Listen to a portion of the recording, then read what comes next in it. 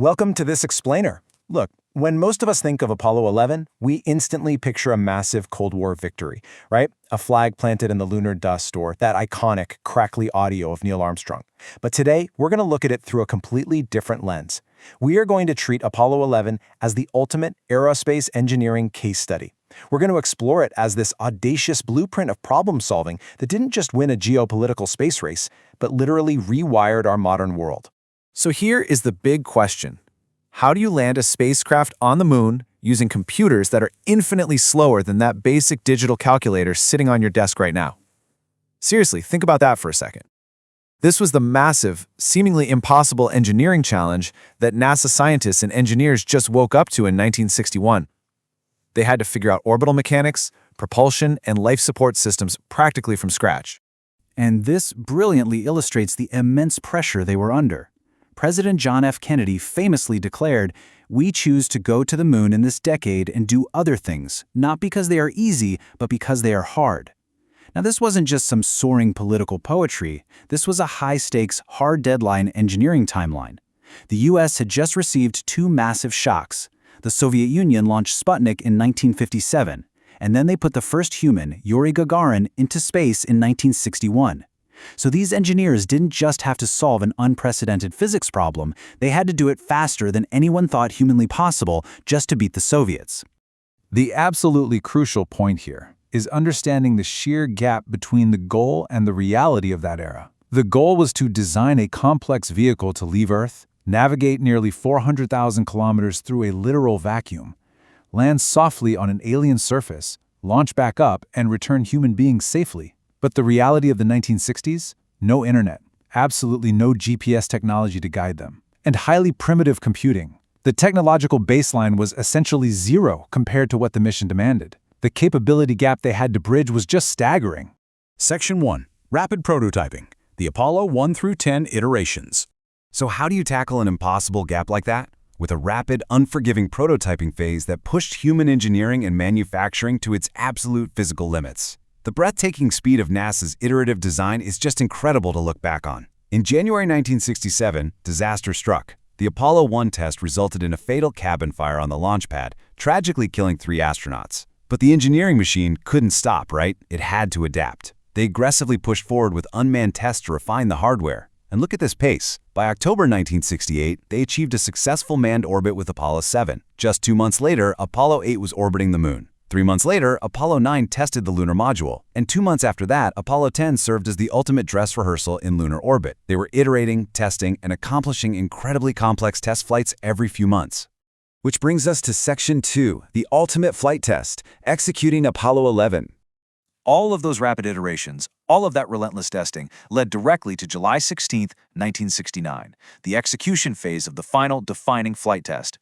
Let's just geek out over the sheer engineering physics and the scale of the Saturn V rocket for a second, because they are mind-bending. It held 1 million gallons of fuel. That's a highly volatile mix of kerosene, liquid oxygen, and liquid hydrogen. It had a total launch weight of 3 million kilograms, and it took less than 10 minutes to haul all of that mass into Earth's orbit. This controlled explosion was precisely engineered to achieve translunar injection, which is the massive kinetic push needed to break Earth's gravity and hurl the spacecraft toward the moon. Once they were in orbit, the mechanics shifted from sheer brute force to a beautiful, complex choreography. After that translunar injection, the spacecraft actually splits. The Command and Service Module, the CSM, separates from the lunar module, known as the Eagle. The Eagle goes down to land, while the CSM stays in orbit. And this brings us to Michael Collins. You know, everyone knows Neil Armstrong and Buzz Aldrin, but Collins was completely alone in the command module orchestrating the rendezvous. Without his exact precision in executing the orbital mechanics to reattach with the Eagle for the return trip, Armstrong and Aldrin, they were never coming home. Section 3. Houston, we solved it. Real-time troubleshooting. Let's move to the actual landing attempt. We often picture it as this smooth, triumphant descent, but in reality, it was an absolute masterclass in handling critical system failures under extreme pressure. As the Eagle descended, at exactly 8:10 p.m., alarms suddenly blared in the cabin. 12:01 and 12:02, the guidance computer's processing system was completely overloaded with data. But the crucial point here is the absolute genius of the Apollo guidance computer's software architecture. The engineers had designed it with fault tolerance. Instead of just crashing or freezing like your modern laptop might do when it gets overwhelmed, the system automatically dropped non-essential tasks and strictly prioritized the critical automatic landing program. It is a foundational example of robust software engineering that quite literally saved the mission. But of course, automation has its limits. The computer was taking them right toward a landing zone that was heavily strewn with massive boulders. Neil Armstrong had to take manual control at 150 meters up. He had to fly this completely experimental craft over the craters, frantically searching for a safe spot. By the time Armstrong finally touched down at the new site, which was 4 miles away from the original target, Buzz Aldrin checked the indicator. The Eagle had a mere 5% of its descent fuel remaining. They were literally 30 seconds away from an automatic mission abort. Okay, so they landed, they walked on the moon, they collected 23 kilograms of rock samples, and they did the science. Time to pack up and go home, right? Well, not so fast. When they squeezed back into the tiny cabin of the lunar module, Armstrong's bulky spacesuit backpack accidentally snapped off a vital piece of hardware. It was the ascent engine arming switch. Without this specific switch, the engine could not ignite, and no ignition meant no launch. They were effectively stranded on the moon. And this brilliantly illustrates the power of analog, on-the-fly problem solving. A broken switch leaves the electrical circuit open, preventing engine ignition and stranding them. So what's the solution? Buzz Aldrin looked around the cabin, grabbed a simple ballpoint pen, and jammed it into the broken mechanism. The conductive material of the pen physically bridged the gap, completing the circuit. That tiny, ingenious workaround reignited the ascent engine and got them off the lunar surface. But the terrifying engineering hurdles weren't over even then. Let's look at the return journey. Right before hitting Earth's atmosphere, the service module was supposed to separate and fire its thrusters to move safely away from the command module, where the astronauts were strapped in. But the thrusters failed. The service module began breaking apart right alongside them, with burning debris floating dangerously close. A collision at that velocity would have been absolutely fatal. In fact, President Nixon even had a speech prepared in case they died. Miraculously, the debris missed, the parachutes deployed, and the command modules safely splashed down in the ocean. Section 4. Dawn of Modern Computing, the Real ROI. While the spaceflight mechanics and the sheer bravery were incredible, the greatest lasting legacy of Apollo 11 isn't actually what happened in space. It's the massive technological shift that happened right here on Earth. In the early 1960s, integrated circuits, what we now just call microchips, were brand new and wildly expensive. But to build the Apollo guidance computer, NASA placed massive, demanding orders for these silicon chips. This overwhelming demand forced the young tech industry to figure out how to scale up manufacturing. By doing so, they drove production costs down by an incredible 90% in just 5 years. NASA essentially subsidized the creation of the commercial microchip industry, making them financially viable for the wider world. You see, companies like IBM were initially highly skeptical of using these untested chips in their machines. But the reality was that just one silicon chip could do the work of countless individual components. NASA's success proved to IBM, and the rest of the world for that matter, that these tiny chips weren't just a fragile novelty. If they were robust and reliable enough to navigate human beings to the moon and back, they could certainly be trusted for everyday use on Earth. Apollo was the catalyst for the digital age we live in right now. Now, what's really interesting is that despite these monumental, well-documented technical achievements, some still ask, was it all just a staged production?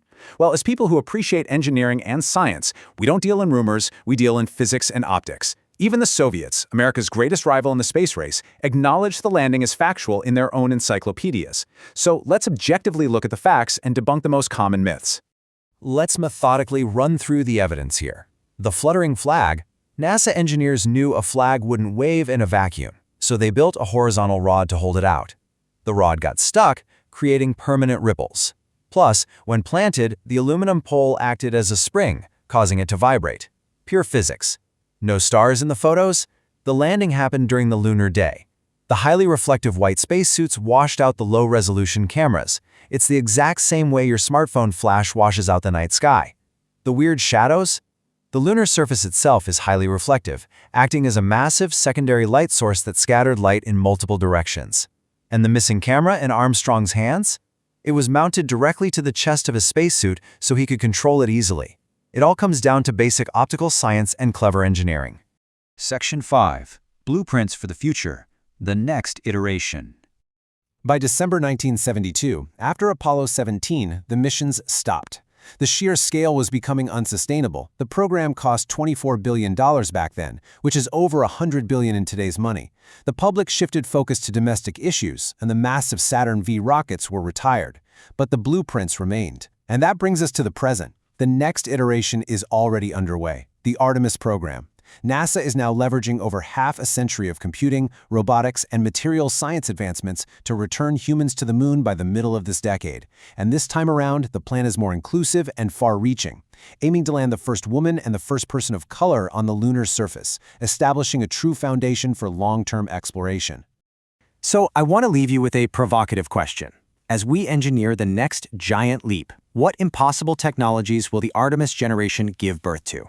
Apollo gave us the modern microchip, fault-tolerant computing, and the foundation of our entire digital world. When we push the absolute limits of aerospace engineering once again, we aren't just exploring space. We are likely catalyzing the next massive technological shift right here on Earth. Thank you so much for joining me